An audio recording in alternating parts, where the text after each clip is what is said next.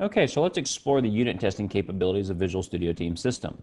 What I'm going to have here is a Visual Studio solution called Job Board. It's actually a website. Sitting here, you'll see the ASPX pages, you'll see web config, welcome.htm. It's a website that allows you to post jobs, review jobs, post your resume, that type of thing. But it's also got this class library project, Job Board Logic, sitting behind it where a lot of the business objects are and the data access logic is as well. So you'll see BOL and DAL here. I'm going to open up BOL and go to Company CS. And this is where all of my companies that post jobs, this is where all of their code is contained. I'm going to go down to the method here for get company count.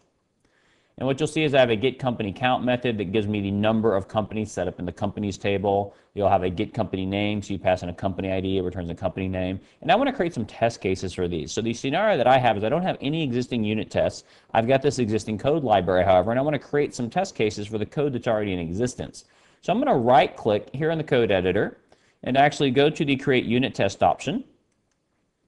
And what that's going to do is allow me to code generate unit tests. And I can do it for several methods at one time. So I'm going to select get company name, get company count, and even get company. I could actually choose additional methods. I could choose my properties and write test cases for those as well.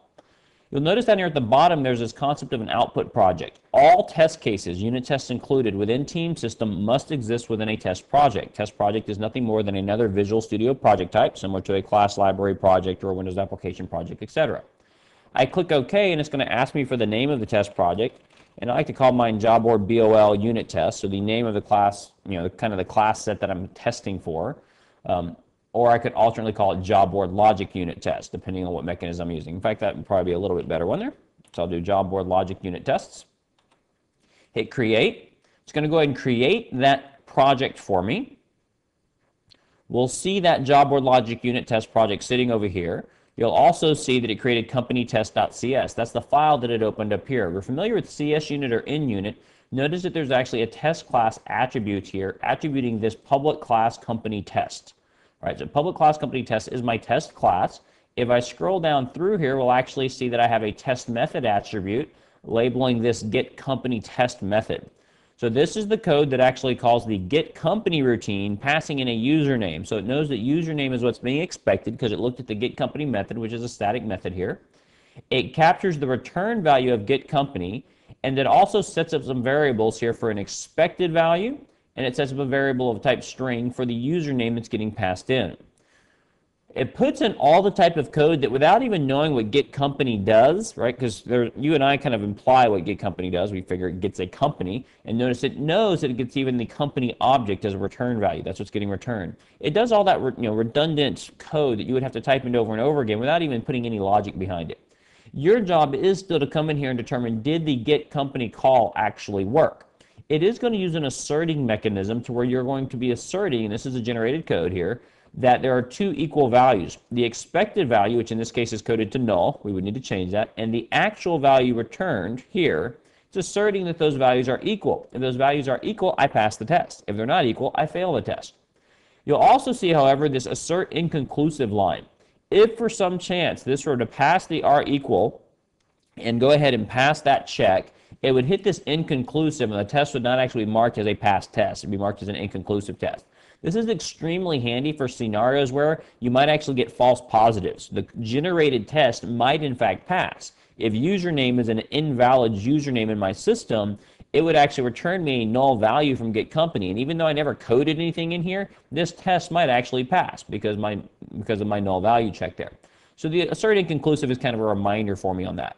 I'm going to scroll down and let's look at get company count test. And we're going to go ahead and set this one up. This simply calls get company count, returns me the number of companies in the companies table in my database. I've actually got a database created that's not a shared database. It's a database running on my local machine, and it's called JobBoardDB. If I go out to my tables and find my companies table and right-click on that and say Show Table Data, we'll see that I have data. This data was generated using Team Edition for Database Professionals data generation tool. So this is data that I've got on my local sandbox. It makes it very easy for me to unit test because I can recreate this test data on the fly. And if I do things like an insert test with my unit test, I don't have to worry about cleaning the data up because I can simply recreate this data on the fly. But you'll notice that I have 50 rows of data here in my table, on my machine. So I'm going to be looking for 50 rows coming back. I also need to set this up to where this unit test actually has the capability to go connect to the database. So to do that, let's go see how my web application connects to the database. If I go out here to my website and I open up my web config and scroll down, what we're going to see is I have a connection string settings in my web config file. I'm going to copy that code, close that down, and I'm going to go back to my test project. Let me minimize some of this. I'm going to go back to my test project, Job Board Logic Unit Test. I'm going to right-click and say that I want to add a new item. And I'm going to add an application configuration file. So I can go ahead and create a config file for my test project, paste in my connection strings. I don't want to actually hit the same database that my website is hitting because this is actually a shared database on my network. I want to hit Job Board DB. And then I'll use Job Board DB here as well. So I'm hitting that local database that I've created instead. I'm going to save that out. And now I'm pretty much ready to run my tests. Let's go ahead and go to my test view window. So I'm going to go to my test menu, go to Windows, and open up Test View. The way the Test View window works is it goes and looks at your Visual Studio solution, finds all the test projects, then finds all the tests within those test projects. This allows me to actually come in here and select my Get Company Count test, hit my little Run Selection button here. It will go out now and actually kick up a test results window. The way the test results window works is every time you run a test or set of tests, that is a test run. This is showing me the results for my test run.